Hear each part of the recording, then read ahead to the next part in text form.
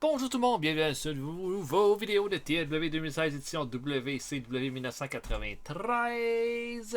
On va débuter la deuxième semaine du mois de février en vue de notre show King of Cable qui s'en vient. Et puis, dernier épisode, on a commencé ça à World Wild où est-ce que Shawn Michaels et Mike Rotundo ont battu Roddy Piper et Eddie Guerrero dans le main event, dans un très bon match de B+. Sid Vicious a battu Dave Taylor. Et Dan Spivey a battu The Eagle. The Eagle, qui est l'ancien George Hines, qui est devenu une équipe avec The Patriot pour l'équipe Honor the Flag, et qui débute un programme contre les Skyscrapers. Le show a fait un B+. Power Hour, le show a fait un B-. On était au Québec, alors que Kurt Hennig a battu Brad Armstrong et Bobby Eaton dans un triple threat match pour devenir le number one contender au titre des États-Unis. Jeff Jarrett a battu Jack Victory et Cactus Jack a battu Lance Storm pour défendre le titre des États-Unis au Canada. Ensuite de ça, Saturday Night qui a fait un B+, pour un rating de 4.48. Bret Hart a battu Kevin Sullivan dans le main event. Steve Austin a battu le Hellman. Max Payne et Art Barr ont battu Killer Kyle et Mitsuharu Misawa. La Can-Am Collection ont battu Youth Gone Wild. Et Steve Williams a ouvert le show avec le meilleur combat de la soirée dans un match contre George South. Au final, bon show, on a pas mal tout mis en place. Nos champions dans le moment sont Cactus Jack pour le titre des États-Unis, 5 défenses de titre pour un prestige de B. Il a quand même défendu souvent son titre, je me rends compte de ça. Champion Cruiserweight, Jushin Thunder Liger avec 0 défense de titre, avec un prestige de C+. Champion du monde, une défense de titre, Lex Luger, prestige de A. Champion tag team, 10 défenses de titre, les Greasers avec un prestige de B-. Champion télé, 3 défenses de titre, Mitsuharu Misawa avec un prestige de C+. Notre main event de Worldwide va être un match entre Bobby Eaton et Kurt Hennig. Je me suis dit que c'était un combat logique vu que Eaton était dans le Triple Threat contre Hennig, puis que c'est vraiment un combat que j'aimerais voir. Donc ça va être le main event de Worldwide. Maintenant, pour la décision pour notre signature, c'était serré entre le 911 et New Jack. Et il me semble que 911 est sorti. Plus. Donc, on va signer le gros monsieur. Mettre un 3 ans, un contrat de développement. Quoique New Jack aurait été probablement, en termes de talent, définitivement meilleur. Là, écoutez, là, je vais me fier à aux commentaires. Je regarde ça, là. Live.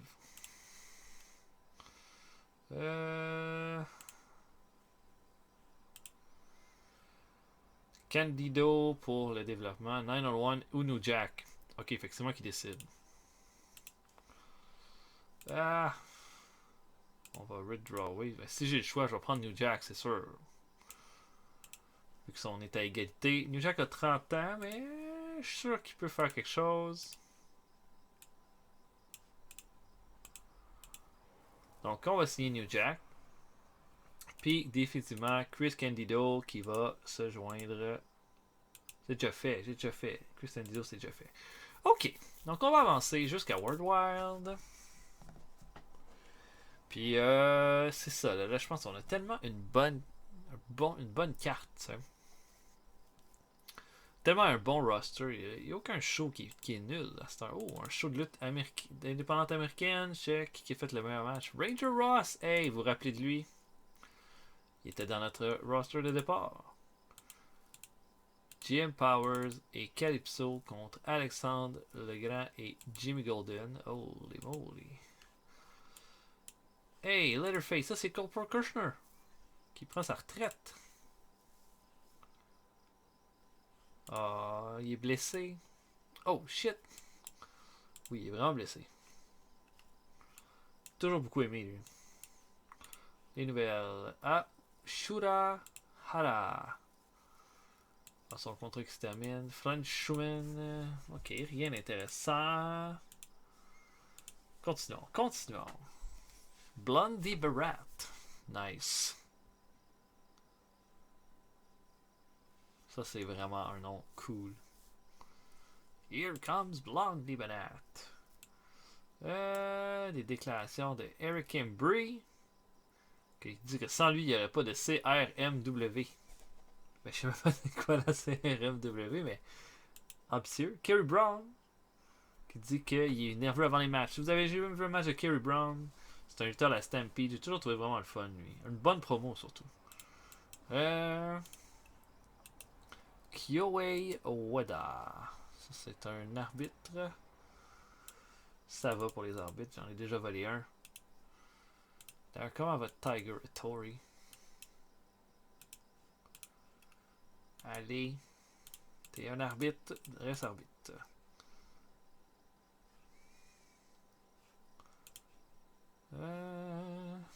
Ok. On continue. Villano One. J'ai jamais vu un match de Villano One. Ok, des incidents. Stan Hansen et Fatou. Des trucs de psychologie à Fatou. Des trucs de selling à Killer Kyle.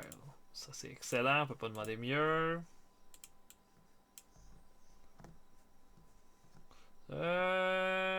Mettons Kurt Hennig, qui est notre grosse vedette là, en ce moment. On peut essayer de trouver un ami. J'ai le goût de dire contre Finlay, contre Fatou. Non, ça marche pas. Donc, main event, Kurt Hennig contre Bobby Eaton. Je veux pas qu'on se voit après. À tantôt, tout le monde. Ok, on commence ça. Pre-show, Mark Barrow et Ricky Nelson, deux lutteurs de développement, affrontent le Wild Bunch. C'est un combat tout à l'avantage du Wild Bunch qui vont malmener les adversaires avec Joe Ditton qui va terminer tout sur Mark Barrow avec un Bulldog à 7 minutes 45. B- de performance pour Billy Black, à noter. Le Wild Bunch va être dans un storyline qui va continuer ce soir. Là. J'ai un gros storyline en fait, là, qui se dessine par rapport à du tag team. Donc, ils vont en être. On sait que la semaine passée, ils ont attaqué le Great Sasuke en se faisant promettre un title shot par les Greasers. Ensuite, un pre-show Biff Wellington affronte Dan Spivey. Bon match entre les deux de B- avec Spivey qui va faire un Spivey Spike à 6 minutes 9 dans un squash match. On peut pas demander mieux. Wellington prend de l'expérience dans ces combats-là. Eddie Guerrero affronte Horace Boulder. Bon match encore de C+. Eddie l'emporte à 9 minutes 20 avec un Frog Splash. Horace Boulder améliore son performance skills. Fait que ça, c'est bon à ce niveau-là. Pour Eddie, il va avoir également un combat. Bon, il va avoir un programme avec Mike Rotundo avec ce qui s'est passé dans le main event de Worldwide la semaine précédente. Et Scott Steiner affronte Crusher Krong, le partenaire de Awesome Kong que j'ai fait venir spécialement pour ce match-là. Steiner va l'emporter avec un overhead belly-to-belly à 7 minutes 9 dans un bon match. Et Crusher Kong va améliorer sa technique, son flying skill et son performance skill avec tout ça. Donc, pas mal bon. On ouvre le show.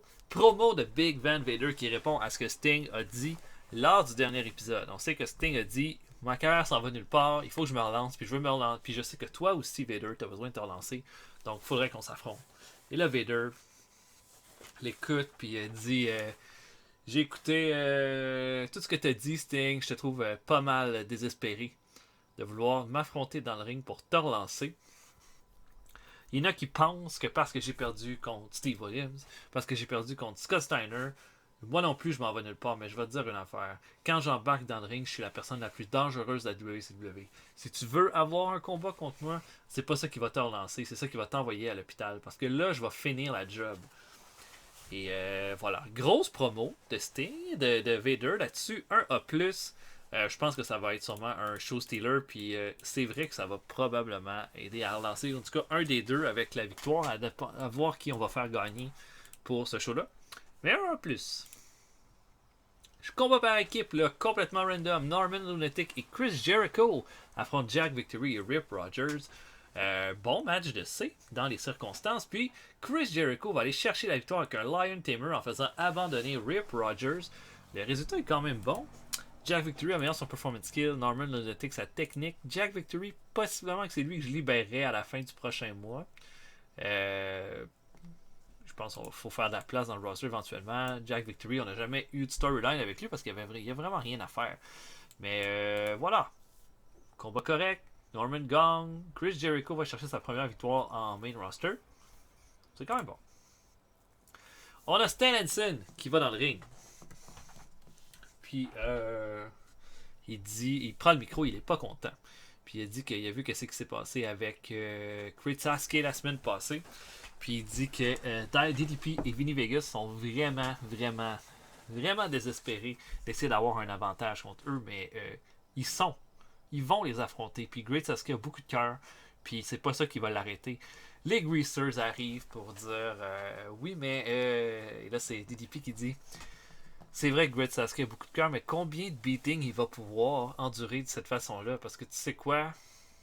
Des beatings, il va en avoir un autre. Et Vinny Vegas dit t'as vraiment choisi. Là, je sais pas, là, c'est quoi ton trip? Est-ce que tu te sens bien quand que le Great Sasuke est là, puis que tu viens de défendre? Là, tu te sens plus gros, tu te sens comme un vrai homme, tout ça, parce que tu es en fin de carrière, puis tu sais plus ce que tu vaux vraiment. Mais une chose est certaine, tu n'affrontes pas n'importe quelle merde. Tu affrontes les Greasers, les meilleurs champions par équipe de la WCW. Puis c'est pas un petit chico comme Great Sasuke qui va nous arrêter. Et là, Sasuke arrive de backstage. Il commence à s'en prendre à DDP et Vegas. Puis Vegas est quand même un gros gars. Mais Sasuke lui saute dessus avec tout ce qu'il y a. Puis Stellanson commence à embarquer. Ça va voir Vegas, commence à se battre avec lui.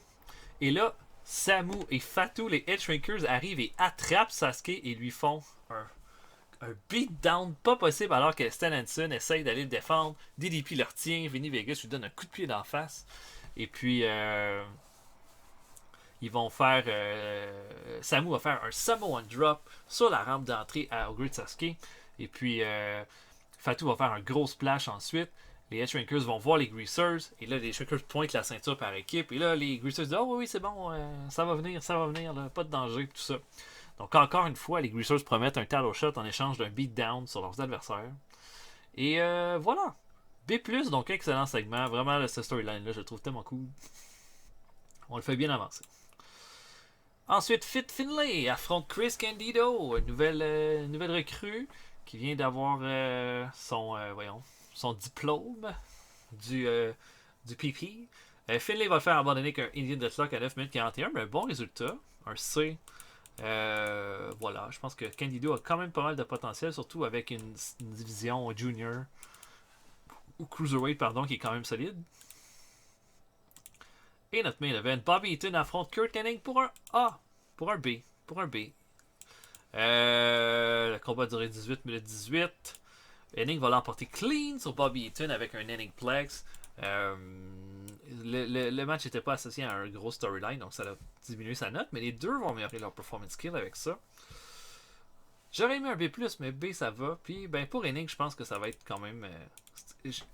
J'y vais vers un autre type de build-up pour ce combat-là de championnat. Vous allez voir là à mesure que les épisodes vont arriver.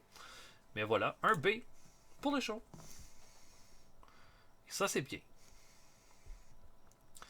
Maintenant, à voir où est-ce qu'on va. Dans quel pays je vais pour le prochain show.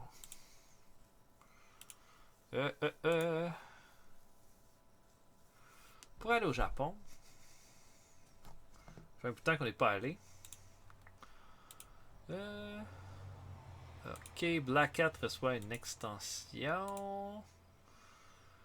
Black Cat, là, ça m'intéresse pas. Savage étant son deal avec la WWF, ça va. Stanley dit que Biff Wellington ne connaît pas que les fans. Bon. C'est pas super gentil. Et New Jack s'en vient avec nous. C'est signé. Oh, là, Onita a des problèmes subitement, a des problèmes de morale alors qu'il n'y en avait pas au début du dernier épisode. Voilà, il est content. Puis Spivey, on peut peut-être donner un petit 3000 aussi. Ok. Bon, prochain show. Qu'est-ce que je veux avoir comme main event? On va essayer de trouver quelqu'un qui a une certaine popularité au Japon. Que Piper est populaire au Japon.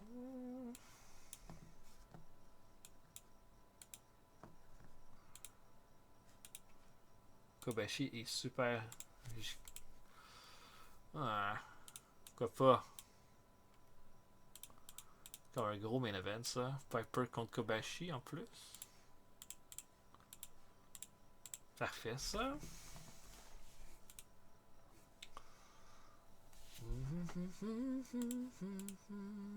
Bobby Heenan qui a fait des imitations de ses collègues. Ça l'a aidé toute l'atmosphère. Et Lex Luger a été amené au Wrestler's Court à cause qu'il n'a pas payé sa partie, son bill au bar. Arn Anderson l'a mis coupable puis il doit payer des drinks à tout le monde après le show. Bon ben, crime, c'est merci Arn Anderson d'améliorer l'attitude de notre champion du monde. What the hell? Bon. Un petit peu au hasard là. Tu tiens Landstorm. On va faire un petit métro. Chris Benoit. Non.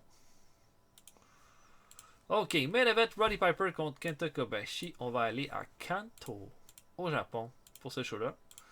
Et on se voit après. À tantôt tout le monde. Ok, Power Hour débute alors que Scott Taylor s'en prend à George South. Taylor qui fait partie de notre développement. South qui va l'emporter qu'un Pile Driver à 7 minutes 48.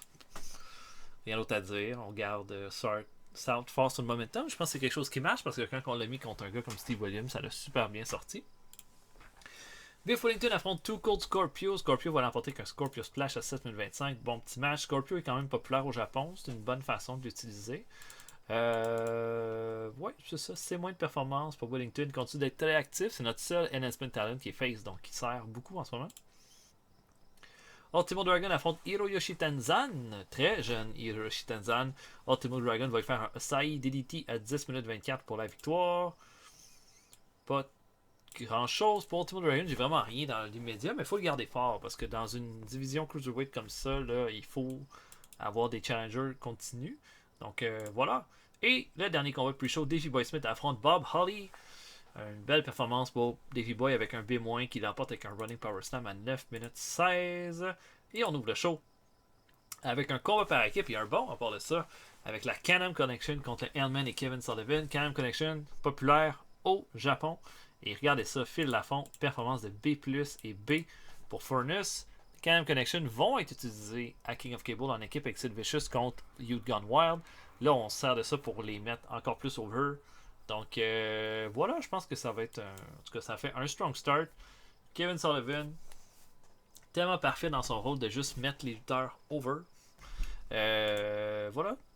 Victoire, c'est Phil Lafont qui fait un Tiger Driver à Hellman pour terminer le match. Doug Furnace améliore son performance skill et Hellman aussi avec ça. On peut pas vraiment demander mieux comme combat en fait.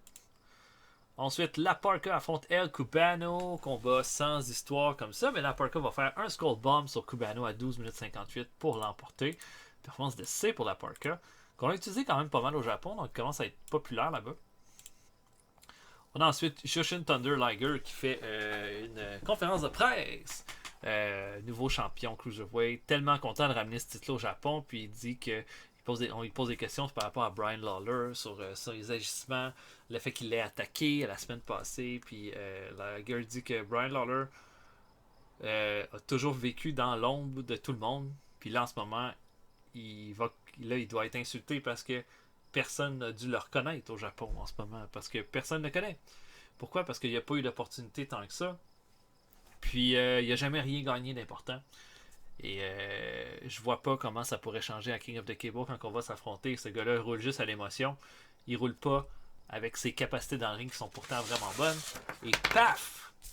Arrive de nulle part Brian Lawler avec une chaise qui donne un coup derrière la tête à Liger. Et là, il commence à être tabassé, à y rouler la tête partout. Il commence à essayer de déchirer son masque. Prend le titre Cruiserweight, le lève. Puis dit, c'est quoi mon nom? Mon nom, c'est Brian Lawler. Puis il est temps que vous vous rappeliez de ce nom-là. Parce que moi, je m'en viens pour aller chercher ce titre-là. Puis me faire un nom. Et il quitte comme ça, Liger complètement sang, à moitié défoncé. Un bon segment. Un B pour le tout. Donc, vraiment bon. On a profité du fait que Liger était populaire au Japon, évidemment. Et le main event, un bon B+, alors que Roddy Piper affronte Kenta Kobashi. Évidemment, Kobashi, grosse légende. Encore une popularité gigantesque au Japon. Et mais Piper va l'emporter clean avec un sleeper sur Kobashi, alors que Arn Anderson et Scott Hall regardent le tout et ne sont pas impressionnés de la part de Kobashi. Et Anderson et Scott Hall y embarquent immédiatement dans le ring ensuite et commencent à tabasser Piper. Repousse Kobashi, lui dit là, tu vas regarder qu'est-ce qui se passe. Alors, regarde-nous aller. Puis là, Shawn Michaels va arriver pour s'ajouter à la tabasse. Scott Hall et Anderson vont tenir Piper pendant que Shawn Michaels va faire un Sweet Shine Music sur Piper. Et là, Scott Steiner va arriver de nulle part pour faire le save pour aider Roddy Piper. Les Heels vont quitter le ring. Et voilà, le mal est fait. Et on termine le show là-dessus. Un bon B. Satisfait. Je suis très satisfait de la chose. Et là, je sais pas si j'ai le... J'oserais, mais je pense que j'irais qu'un 6-man tag, peut-être, pour le prochain show.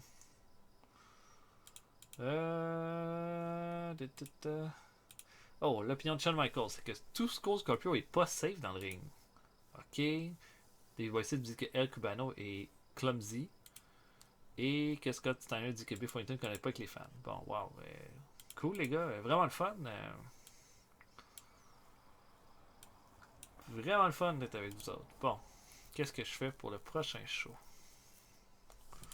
Un 6-man tag ou un espèce de Fatal 4-way? Ah non, peut-être un 6-man tag. On n'a pas vraiment de raison de faire un Fatal 4-way.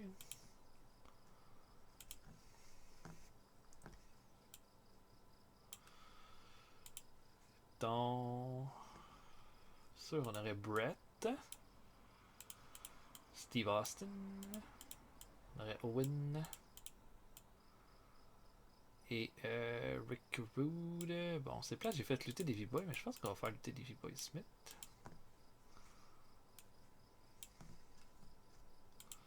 Ah, je sais pas. J'ai utilisé Bret Hart dans le main event la semaine passée. Tom Pillman.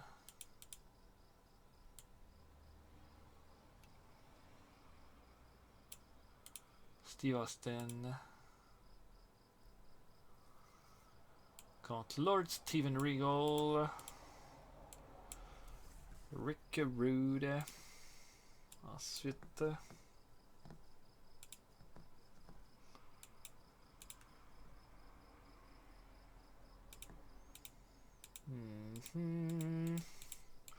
Sur Davey Boy pourrait être correct. On l'a déjà utilisé. Dustin Rose a rien à faire.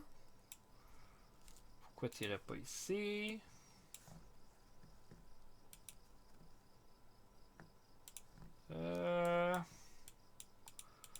Puis un gars comme...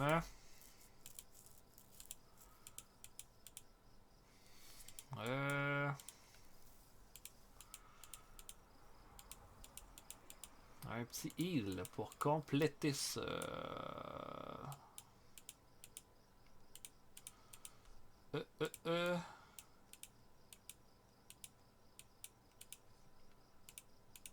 Hardbar, non merci. On va essayer de prendre un gars qui a un petit peu plus de tonus. Terry Taylor, ça m'intéresse pas du tout.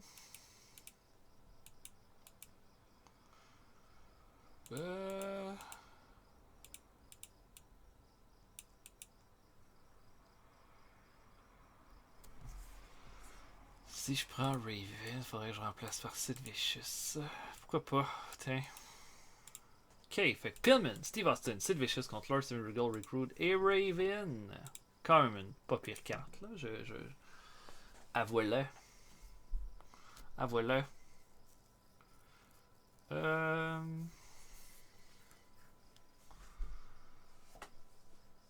Ok. Superstar. Fait un B. Jim Duggan a battu Hulk Hogan par count-out. Et Hawk a battu Paul Roma pour garder le titre intercontinental. Ah ouais. Hein. Oh, Jason the Terrible est blessé gravement. Ow.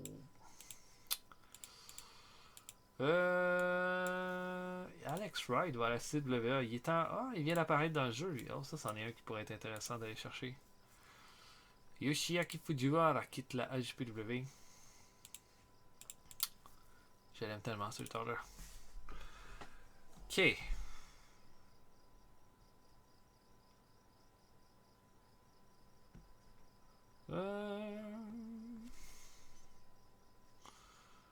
Bon.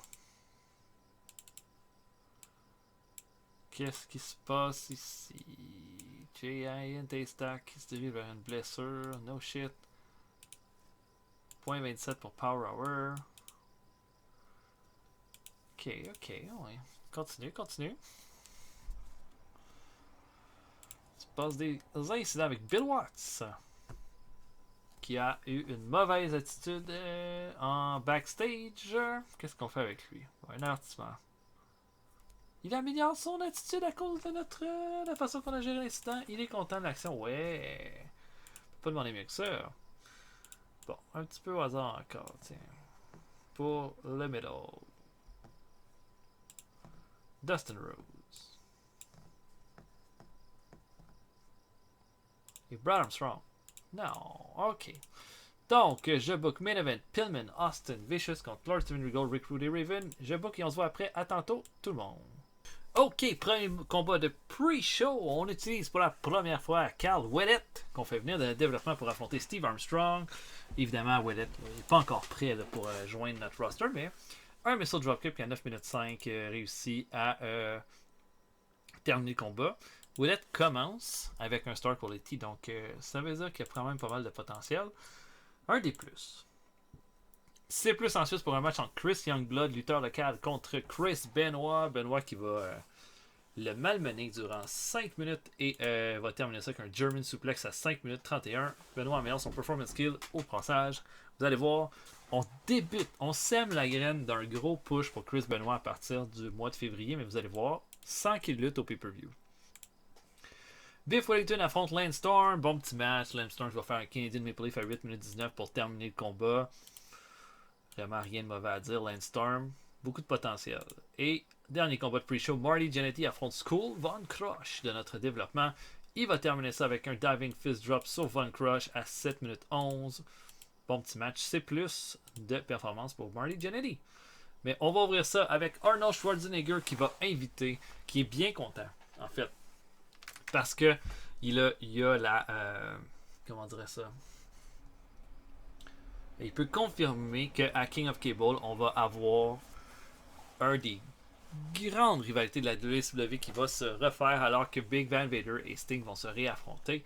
Et il annonce que ce combat-là va être très spécial entre les deux lutteurs.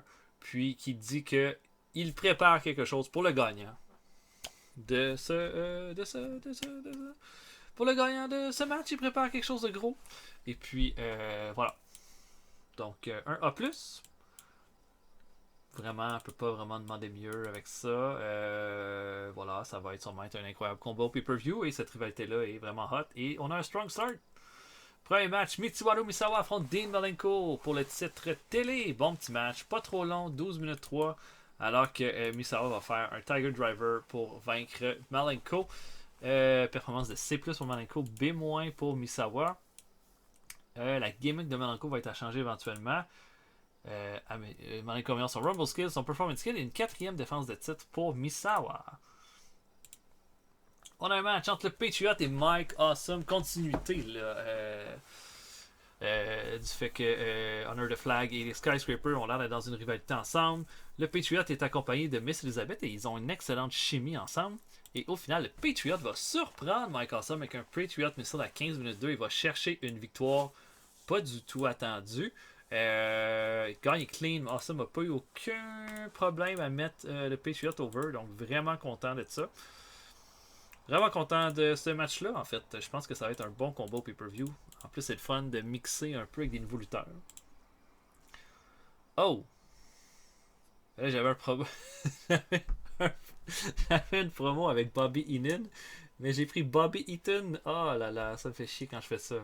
En plus, le segment est bon. Que dire? Le Bobby Heenan qui était en backstage et qui essaye de convaincre Steve Williams d'abandonner son combat contre Lex Luger. Et il dit, si tu es avec Lex Luger, tu vas tellement pouvoir aller plus loin que si tu te butes au Total Package, au pay-per-view. On sait que tu es bon, on sait que tu as ce qu'il faut pour devenir le champion du monde, mais là, je pense que tu t'en vas affronter un petit peu trop gros pour toi. Et Steve Williams prend Bobby Heenan par le collet, le lève et fait juste le lancer, pouf! Hors de lui et continue son chemin. Steve Williams n'en a rien à battre. Et continue. Bon, ça aurait probablement été un A si ça avait été Bobby Heenan au lieu de Steve Williams. Mais bon, ok. Combat par équipe, titre par équipe en jeu. Alors que Conan Dustin Rhodes fait équipe avec Conan. Vu que son papa n'est pas là, il fait équipe avec un autre lutteur pour affronter les Greasers. une 11e défense de titre pour les Greasers, alors que DDP va faire un Diamond Cutter à Conan clean pour l'emporter à 9 minutes 39. Bon match dans les circonstances. Puis voilà, là, les Greasers, on leur donne pas mal de temps d'antenne en ce moment. Et voilà, bon match. Une promo de Owen Hart qui dit que maintenant, là, ça va faire. Il veut une réponse. Il veut savoir où est-ce que Davey Boy Smith se situe par rapport à ça. Puis il veut avoir une réponse la semaine prochaine. Parce que lui, ce qu'il veut, c'est un combat contre Brett. Puis il va l'avoir coûte que coûte. Et il veut savoir où est-ce qu'il se situe. Parce que, bon, c'est ça, il a refusé son combat contre Brett le mois passé. Cactus Jack affronte Mike Rotundo pour le titre des États-Unis. Donc, on a notre 3e titre en jeu ce soir. Et Cactus Jack va l'emporter dans un bon match entre les deux lutteurs. Un peu surpris du B- de Mike Rotundo. Je m'en suis rendu un B+. Mais au final, à un moment donné, l'arbitre va être au sol et Cactus Jack et Rotundo vont être down. Et Eddie Guerrero va arriver. Et il va faire un frog splash à Mike Rotundo. Il va quitter le ring. Cactus Jack va juste avoir à faire un double arm DDT. Et va l'emporter. Une 6e défense de titre pour le titre des États-Unis. Et voilà. Donc, on continue la rivalité entre Eddie et Mike du même coup. On a ensuite une promo de Max Payne. Max Payne a dit que là, la foule lui réserve un accueil quand même assez négatif. Puis Max Payne dit, pourtant, il y a 2 semaines, hein, vous étiez tout en train de m'applaudir, moi et Killer Kyle, alors qu'on s'en allait devenir les champions par équipe. Puis aujourd'hui, vous êtes tous revirés contre moi. La vérité, là, c'est qu'en ce moment, la WCW change. Puis ce qui change, là, c'est que c'est plus... c'est un monde égocentrique où chacun doit y aller pour soi. Vous avez vu comment Lex Luger s'est rendu au top? Mais moi, je veux me rendre comme ça au top. La différence entre moi et Lex Luger, c'est que Lex Luger a eu toutes les occasions au monde de monter au top. Puis moi, on m'a jamais rien donné depuis des mois. 2 ans que je suis à la WCW, j'ai rien eu. Puis là, à cette heure, je vais prendre ce qui m'est dû. Puis ce que je veux, c'est une chance pour le titre télé de Mitsuharu Misawa. Puis je sais que si je mets pas mon pied à terre, il n'y a rien qui va arriver à moi. Donc ce que j'exige, c'est un combat contre Mitsuharu Misawa. Et Killer Kyle va arriver ensuite, pas content. Puis il va lui dire que toi puis moi, Max, on était à 2 doigts de devenir champion par équipe. Si on les avait réaffrontés, là, probablement qu'on aurait pris les titres. Puis ça, t'as pas voulu. T'as abandonné puis t'as essayé de prendre le chemin facile en m'attaquant. Alors que tu m'avais convaincu de changer mon attitude par rapport à ce métier-là, là, tu as fait le geste le plus cynique qu'on ne peut pas demander. Si tu veux affronter Mitsuharu Misawa, il va falloir que tu m'affrontes moi la semaine prochaine. Le gagnant l'affrontera le titre télé. Puis un de nous deux aura le spot qu'il mérite. Bien moins. Très bon. 6-man tag ensuite. Un surprenant B. Je me serais attendu à quand même plus que ça. Alors que Pillman, Austin et Silvicious affrontent Steve Regal, Rick Rude et Raven. Au final, Steve Austin va surprendre dans un combat super équilibré. Là. Les 2 équipes vont vraiment se lancer la balle à gauche puis à droite. Au final, Steve Austin surprend Steven Regal avec un stun gun, va chercher la victoire.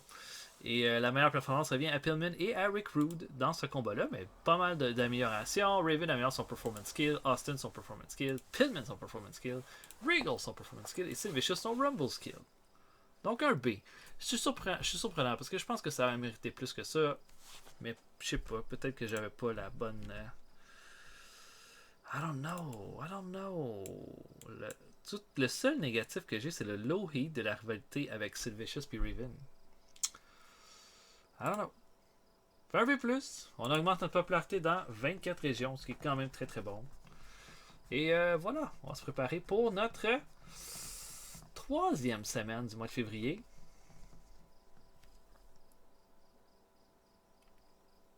Oh, c'était In Your House 3 qui a fait un B+. Les Ultimate Maniacs ont battu Hardquake et Michael Hayes dans le main event. Hey, Michael Hayes qui est rendu main eventer. Undertaker a battu le Sergeant Slaughter pour garder le titre Heavyweight pour un B. Le Warlord a battu Hawk pour devenir champion intercontinental. Holy moly, le Warlord! Wow, c'est cool! Mais je suis content pour lui, j'ai toujours beaucoup aimé le Warlord. Le Texas Tornado a battu Aku. Rick Steiner a battu Nails. Strike Force ont battu Demolition. Buddy Rose a battu Coco Beware. Et Sam Houston a fait un double DQ avec Kevin Von Erich. Jim Neidhart, DQ avec Paul Roma et les Nasty Boys ont battu le Orient Express dans le combat d'ouverture. Quand même! Rien de spécial. 4.44, on va voir ce que ça fait. Vinny Vegas dit que Biff Wellington ne connecte pas avec les fans. Même chose de la part de Mike Awesome. Bon. Bob Body veut une augmentation de 1000$. On va lui donner 75%. 4.44, c'est moins bon que la semaine passée. Mais c'est mieux que les semaines précédentes. Fait qu'on est sûrement dans un petit high là, de ratings. Donc on va pas chier là-dessus. Ok. Je vais faire un tag team match pour World Wild.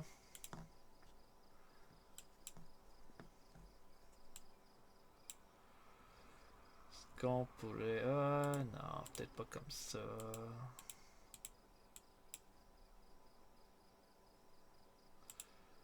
Est-ce qu'on met Fournas et Phil Lafont?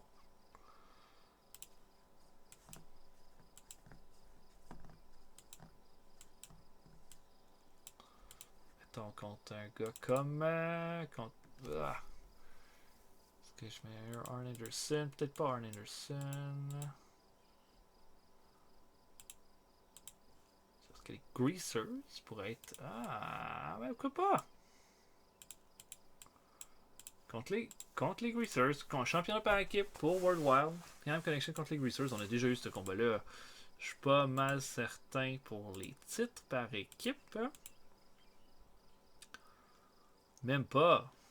Quand Connection n'a jamais eu sa chance. Fait qu'on va leur donner leur chance. Donc ça va être le main event pour World Wild, qui devrait être un bon main event en plus. Donc voilà, j'espère que vous avez apprécié. On va se voir pour un prochain épisode bientôt tout le monde. Laissez des commentaires, puis je vais vous souhaiter une excellente soirée. Salut tout le monde, à la prochaine.